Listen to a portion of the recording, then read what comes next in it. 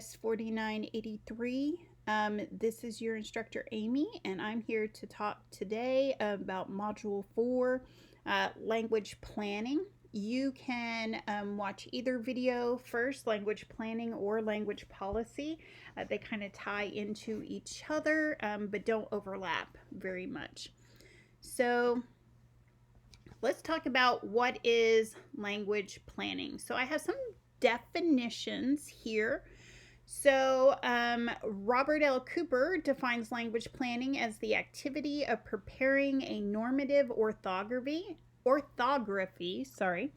grammar, and dictionary for the guidance of writers and speakers in a non-homogeneous speech community. So let's break this down. So here, this person, Cooper, is talking about making things.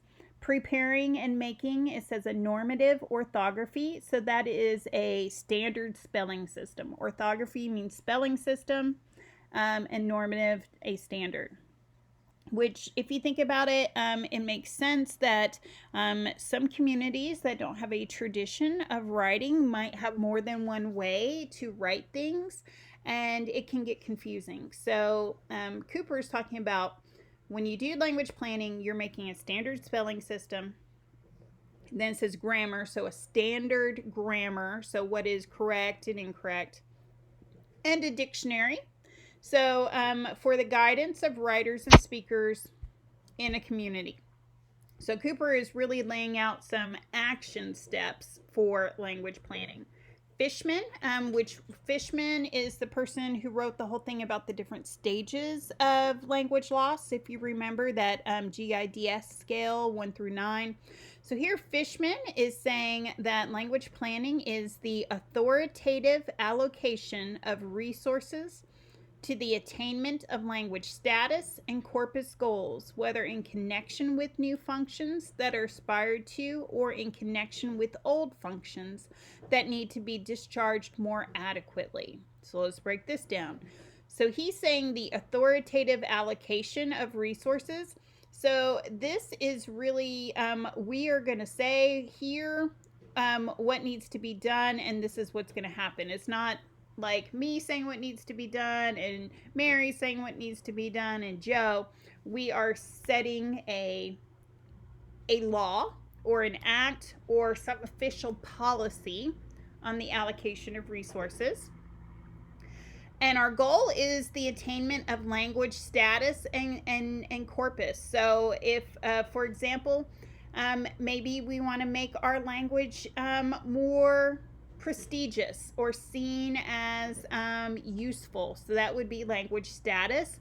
Corpus goals, a corpus is just anything, any material, either written or spoken, that is part of that language. So creating materials. And Fishman says this can be new ideas, or these can be old ideas, or these can be things that are woven together. So this last definition calls it a deliberate effort to influence the function, structure, and acquisition of languages in a particular speech community. So here, language planning is a deliberate effort. We are sitting down and making a plan to influence either the structure, the acquisition, the learning of our language, how our language is written or spoken or talked about, or how it is used. So this could be anything from creating new words in your language. Maybe you need some vocabulary so that you can make a nature lesson and you have some gaps in your language that you don't know. So we could make a plan to fill in these gaps. We can make a plan on how to teach a Head Start class versus a young kid class versus a high school class versus an adult class. And we can make a plan to just kind of, how we want our language to be taught and used in our community. So what is language planning? In the end, it is an official plan for a language. And the official part doesn't have to be there, but is very helpful to get people on board. Okay, so what are the goals of language planning? So I have a bunch of goals here that I've taken from different sources, and I've highlighted some of the best. Let's go over these. Language purification. So maybe this is taking like things like loan words out of your language. Maybe there are some slang words in your language that come from other languages. Language revival, this is the one we're mostly interested in. So, language revitalization to restore a language which has few or no native speakers. Language reform, so this is maybe changing the spelling. A lot of people think English needs to go through a spelling reform. This might be cleaning up some things in the grammar. Different aspects of the language. Language standardization, maybe this might be having a standard spelling system or a standard pronunciation system for things. Language spread, that's another thing we're interested in, just increasing the number of people who use our language. Lexical modernization, so this might be coming up with new words or new adaptations of old words. So how do we talk about the internet and computers and things like that? Terminology unification, so often this is a way of coming up with very specific terminology for different things, often in technical domains, but like, how do you talk about photosynthesis in your language? Do you have a word for photosynthesis? Do you want to create one? Stylistic simplification. So sometimes a language can be really complicated, and it's easier to simplify things to help more people come in. This can be the changing of the use of language in different social and formal contexts. Maybe there's a really formal version of your language versus a very informal. If your language is highly endangered, is it important to have those distinctions or just to get people to use it? Interlingual communication. So how are we going to communicate with people in different speech communities? Is there a in-between language? Are we going to code switch back and forth? Language maintenance. This is a preservation of a native language as a first or second language, and usually when there's a decline. And then auxiliary code standardization. So this would be things like having a sign language, having place names, having rules for transcription of the language.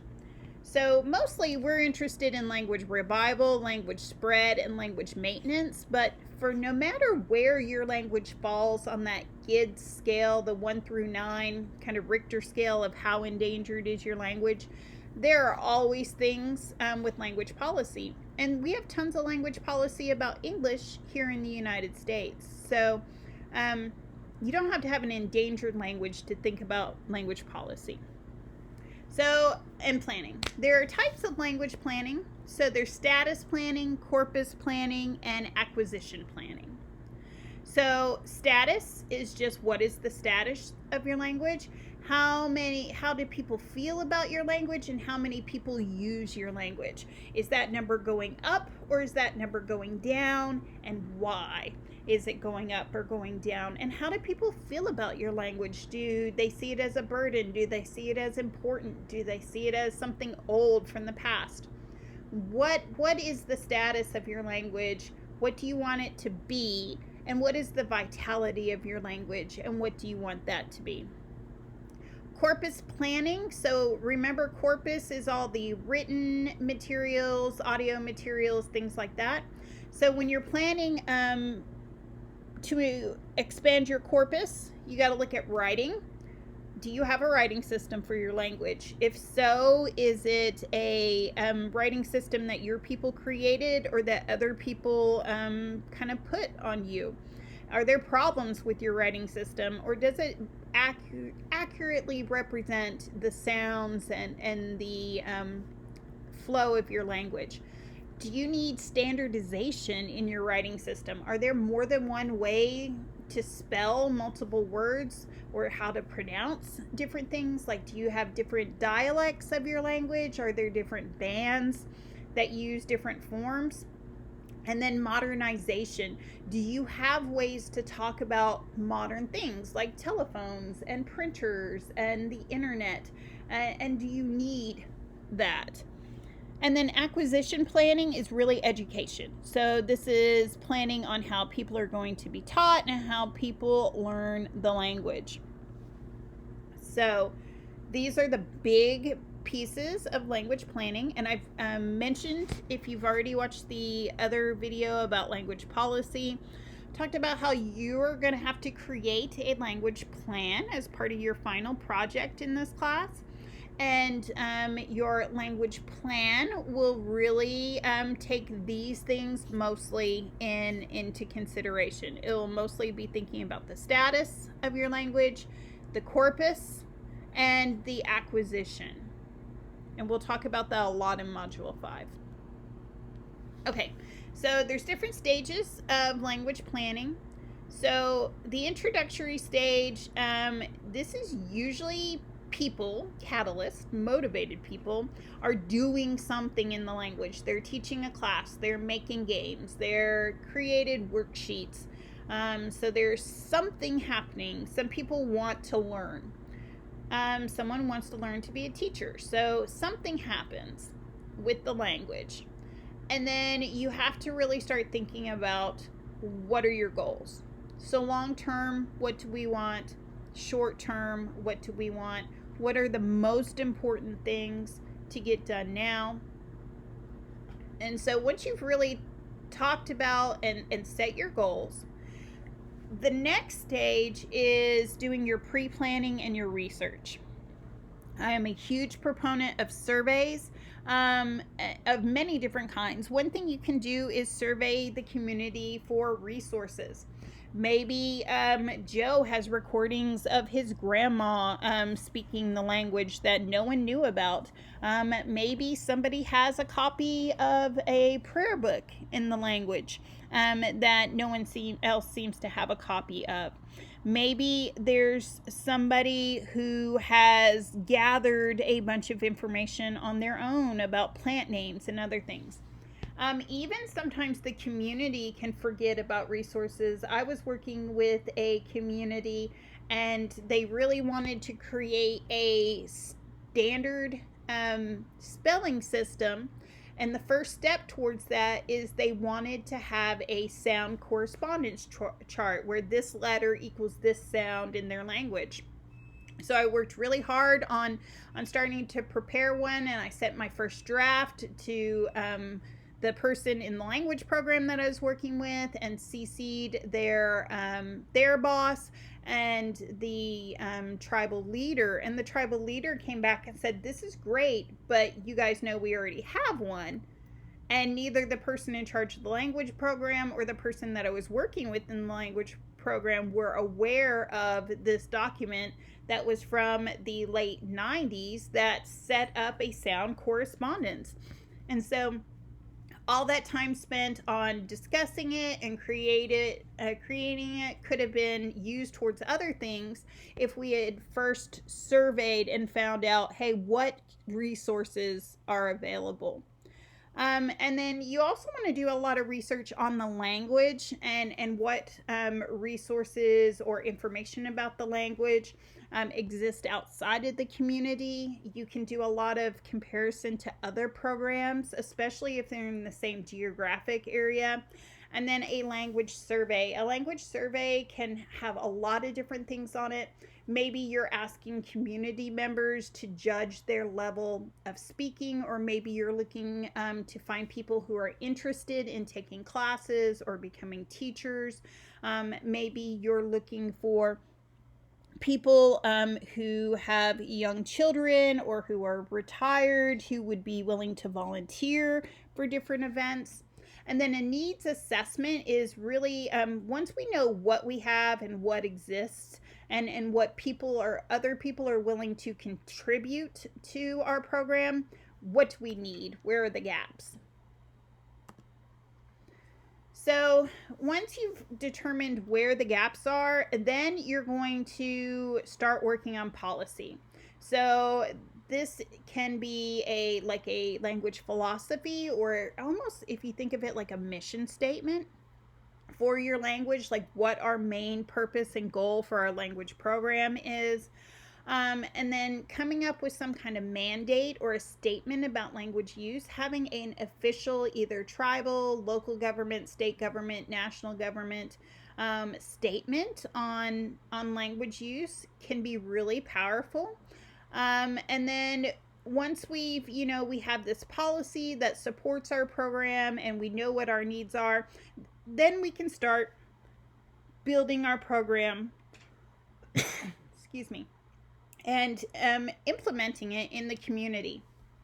Once people have participated in our program, then we need to go back and evaluate. Did the program work? Was it effective? Did people learn what we wanted them to learn? What problems did we encounter? Maybe we didn't expect so many people to already know how to spell in the language, and we dedicated too much time towards that, and so maybe we need to in the future dedicate more time towards something else.